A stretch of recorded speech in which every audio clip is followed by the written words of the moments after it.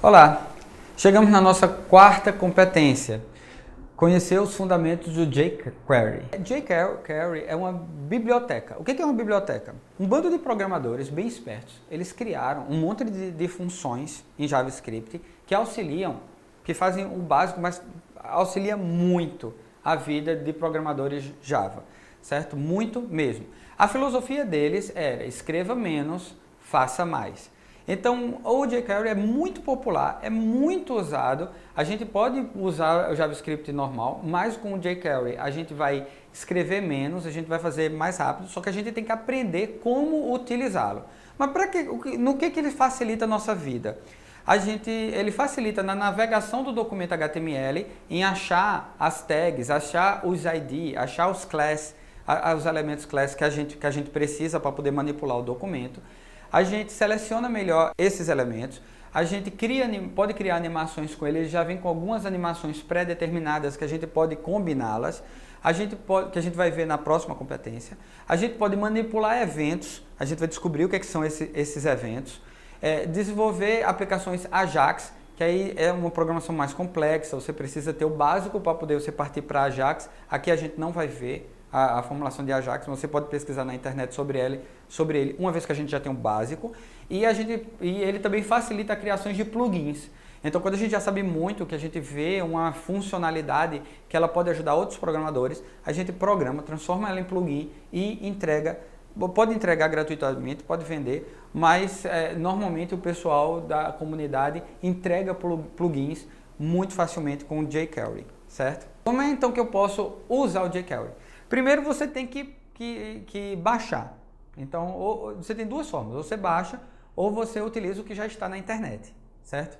E não tem um meio legal, você usa os dois e vê o que mais lhe interessa, tá? Então vamos ver essas duas formas. Você vai fazer o download na página do jQuery. Então, se você decidir puxar ele para sua máquina, o código, ele é gratuito, ele é aberto, você pode abrir e ver como é que ele foi feito, certo? Mas ele é uma programação de alto nível, então ele é bem complexa. Então, se você quiser, você pode baixar o código. Você baixa o código no site do jQuery.com. Então, aí no slide, fazendo o download da biblioteca, você tem a página inicial do jQuery, onde você vai puxar o download. Nele tem dois links que estão logo abaixo aí do slide. Você tem a versão comprimida e a versão descomprimida. E qual é a diferença entre eles? É que na versão comprimida ele lê mais rápido, então é uma versão de produção. Então quando você disponibiliza seu site, você coloca o arquivozinho da versão comprimida. E a versão comprimida ela é difícil de ser lida, porque ela está toda juntinha lá, todo junto, todas as funções apertadinhas. Na função descomprimida não, ele está com código bem, com contexto, ele é um código bem maior e ele está bem espaçado. Então ele serve para você abrir e ver, aprender sobre ele. Qual das duas a gente vai usar, tanto faz. A gente pode usar uma ou outra, você é que decide aí qual que você vai querer usar. Mas quando você for disponibilizar seu site, utilize a versão comprimida. Uma vez que você baixa seu site, uma vez que você baixa a biblioteca, os arquivos da biblioteca, você precisa linkar com sua página web. Então você criou seu código HTML, a biblioteca está fora em outros arquivos, você tem que juntar os dois. Então como é que você faz isso? Aí no slide, linkando com o documento HTML, você vai ver o retângulo amarelo que mostra o código que você utiliza para juntar o seu HTML com o JavaScript. Aí o que esse comandozinho vai fazer? Ele vai pegar todo o código JavaScript e na hora que lê no navegador, ele junta os dois. Então seu código HTML vai poder usar o JavaScript. Então é aí que você deve colocar, é dessa forma que você deve colocar. Agora observe que você tem que no slide, no nomezinho, no string verde, no texto verde, está o nome do arquivo. Verifique qual foi a versão que você baixou, a comprimida ou a descomprimida, e coloque o nome adequadamente. Não vai errar não. Se lá tem min.js, você coloca min.js. Se não tem, você não coloca. Beleza? Então, atente para isso. Qual é a outra forma de se utilizar a biblioteca? Bem, a biblioteca ela é usada em tanto site que a Google ela disponibilizou o arquivozinho nos servidores dela para você usar. Isso, então você não precisa baixar. Você pode, se você tem internet constante na sua máquina, você pode simplesmente colocar essa linha que está escrita aí no slide utilizando um repositório. Então ele vai estar o arquivo lá no servidor do Google. E aí você pode simplesmente copiar essa primeira linha no lugar daquela outra.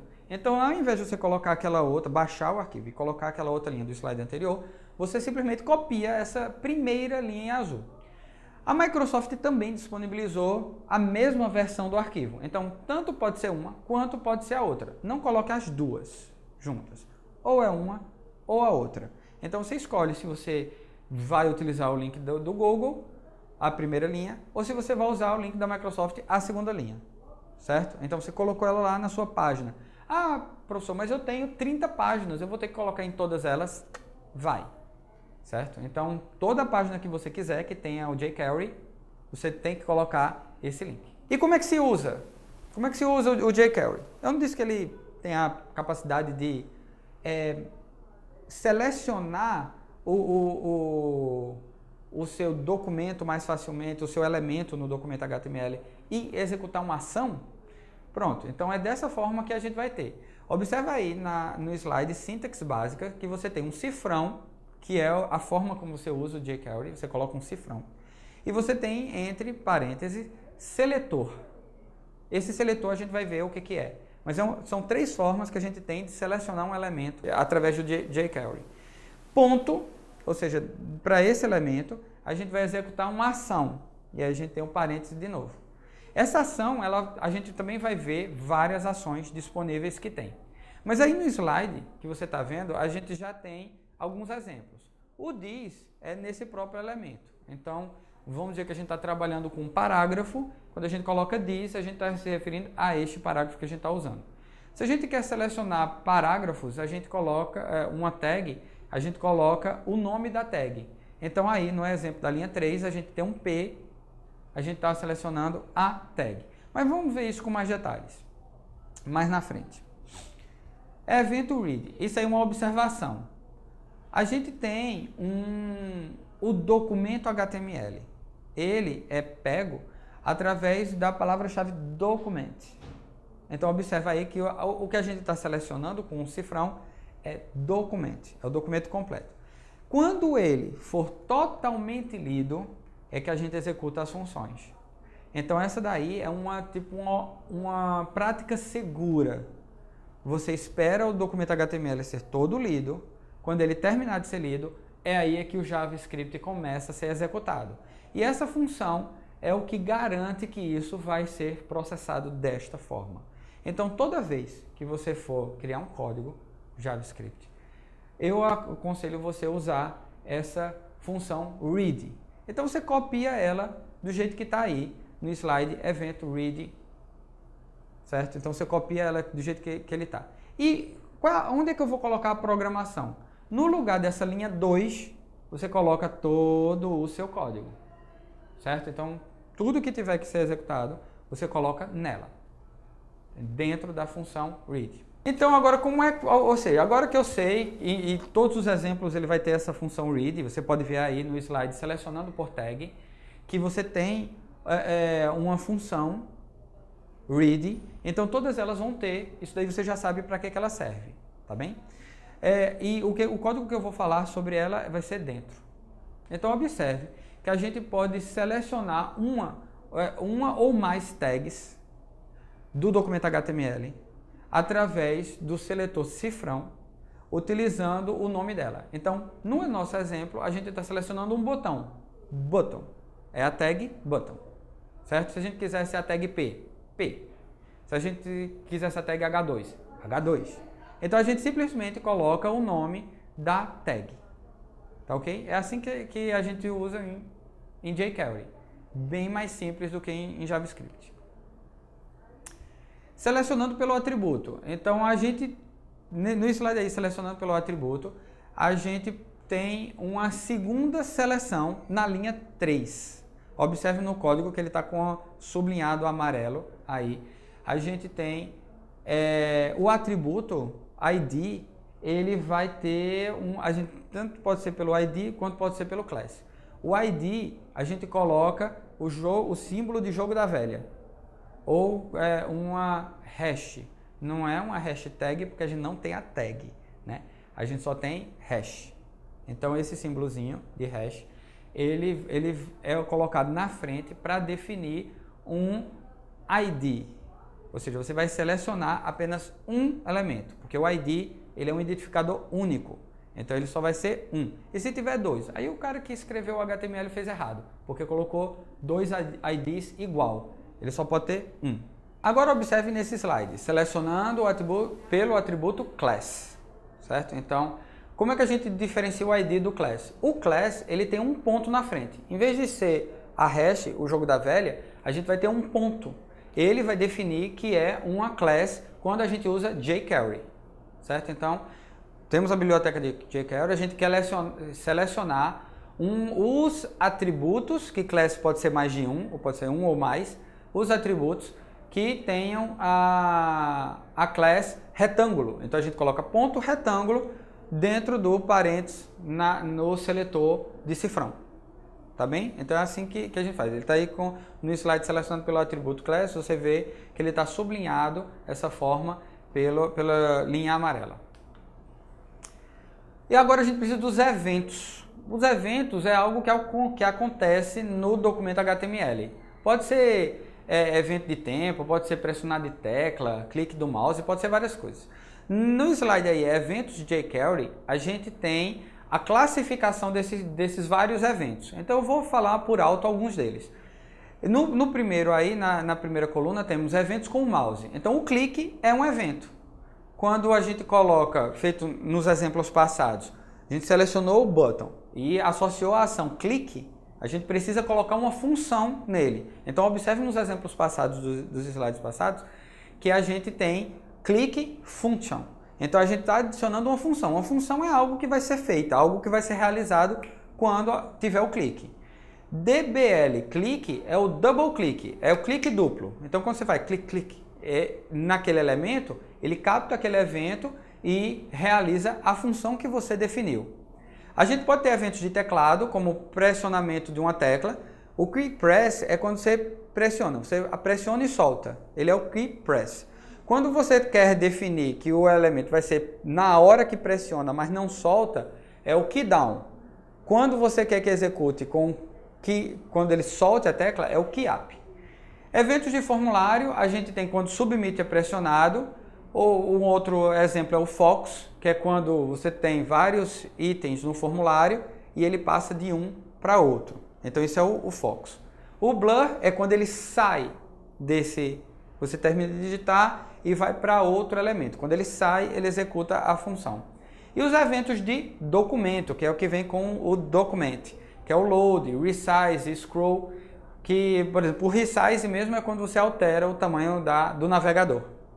Então isso aí modifica o tamanho do documento. E assim, não dá para explicar cada um deles. Use, teste e faça pesquisas na internet que você vai encontrar exemplos de cada um deles em especial. A prática é o que faz o bom programador. Então você tem o dever para poder aprender de repetir até aprender cada um deles, viver a diferença entre um e outro. Mas vamos ver um exemplo. Nesse slide aí onde tem exemplo, você vê que eu estou usando a função reading de document, né? Que é assim, quando o documento todo for lido é que ele vai executar essa função. E o que é essa função? Essa função é o código da linha 2, 3 e 4. E o que é esse código da 2, 3 e 4? Na linha 2, a gente tem a seleção do botão. Então, no meu código HTML, tem um botão. Eu associei a função clique, ou seja, quando o botão for clicado. Aí ele vai executar uma outra função. Essa outra função está na linha 3. É essa linha que está destacada aí. O que ela vai fazer? Ela vai selecionar o elemento rectangle. Então ele vai procurar, ele é uma classe, então ele vai procurar todos os elementos rectangle. Tem lá uns 4 elementos com rectangle. E vai chamar a ação hide. Essa ação hide, ela esconde o elemento. Ela está lá o elemento, tchum, ele desaparece. Então, quando eu apertar o botão, esses elementos vão desaparecer do documento, certo? Mais um método, o método ON. O método ON, ele é um grupo de eventos.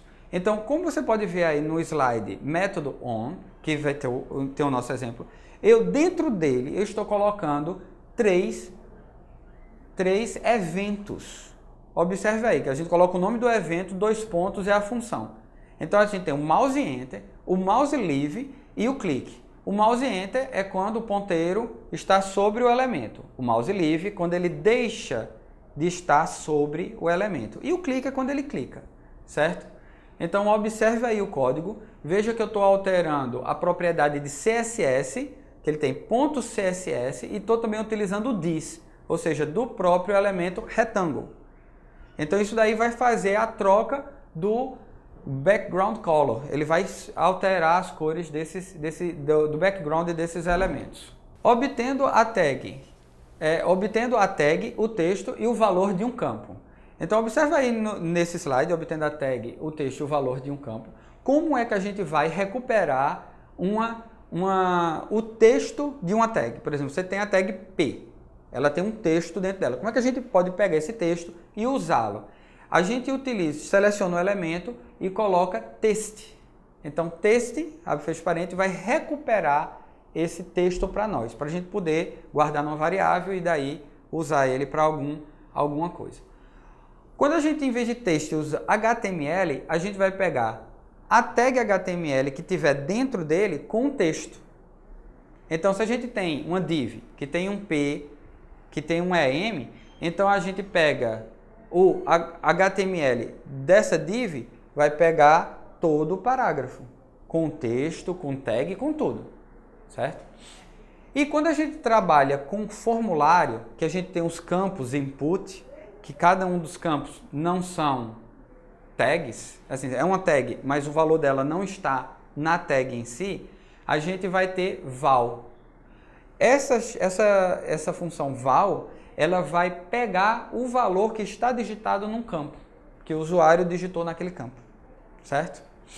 Então, text, HTML e val. Text para texto, HTML para tudo, texto e HTML, tags HTML, e o val para os valores dentro de campos de formulários. E se a gente quiser pegar o atributo, o valor de um determinado atributo de uma tag HTML, a gente quer saber aquele atributozinho.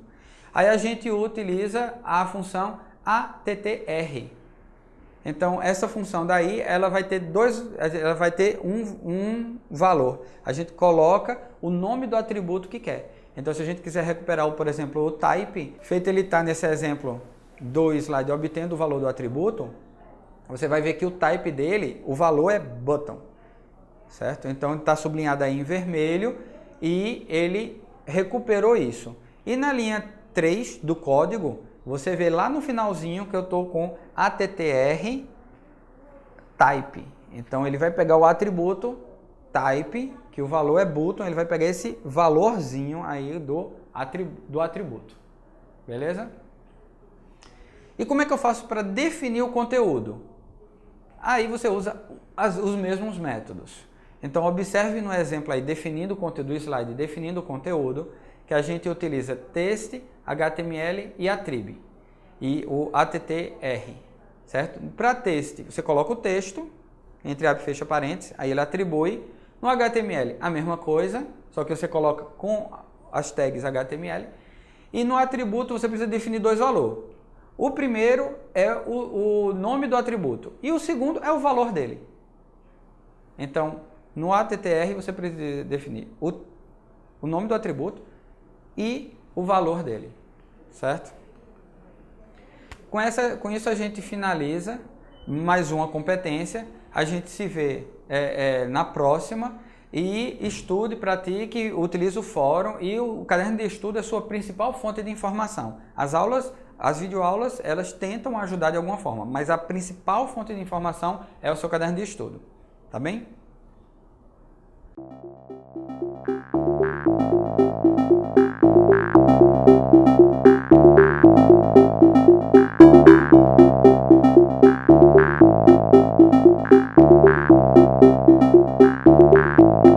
Tchau!